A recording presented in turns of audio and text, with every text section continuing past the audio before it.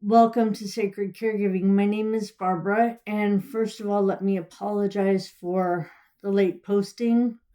As you know, most of the time I try to get these things up by about 4 o'clock Central Time.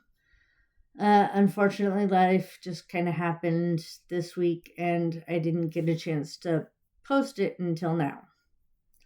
So I apologize for my lack of integrity in that respect. Last week, I talked about traveling by car and how the road opens up space for reflection and noticing. And this week, I want to continue on with that theme of reflection and noticing in regards to food. I was at a festival just recently and they had Scottish meat pies. And I love Scottish meat pies. And my cousins on my mom's side of the family also love Scottish meat pies. So, being cousins, kind of had to tease them a little bit since they're on the West Coast and I'm in Oklahoma. So I sent them a text and I said, I got 2 meat pies and you got none. Well, that got my cousin Brian's attention, and he and I started texting back and forth about how meat pies were such a big part of both of our lives. Because for us, eating meat pies is a sense memory of being kids and going to the Scottish games with our parents. And the first thing the three of us would do is we'd go get meat pies, and we'd have meat pies for breakfast. And that's what food does for us. It opens up space to reflect on those memories and to notice how times have changed. My cousin Brian is now married and a dad to a teenager. He's been married now 12 years and they have a teenage son. And my cousin Nick is a full-time social media influencer in the vape world. So, and now here I am in Oklahoma and newly retired due to a back disability. And we're all just kind of all separate and kind of living our own lives. And, but through the power of, through the power of food, somehow, even though we haven't seen each other in probably over a decade, since my mom's memorial service, at least IRL, so to speak. But just like that sense memory of having a meat pie, it was just like my first reaction was, I'm going to text my cousins and tease them about it. And that opened up this whole conversation of memory. And food is not just physical sustenance, especially for us caregivers. And our clients. It's also emotional sustenance and memory. I've talked a lot on this channel about navigating anniversaries and other holidays, and some of that navigation involves food as well.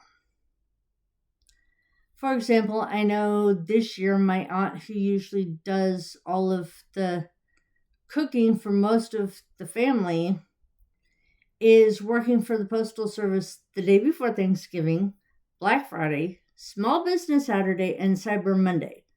So the only day she's getting off is Thanksgiving Day. So I can understand why she is choosing not to do a big family Thanksgiving this year. Now, I was one of the fortunate ones in that a portion of my SNAP benefits did come through. So it's not the total of what it usually is. It's about a third of what it normally is.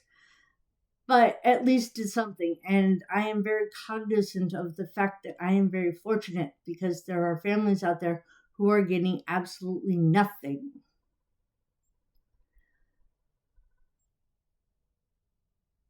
So, what I have been contemplating is what my Thanksgiving will look like this year.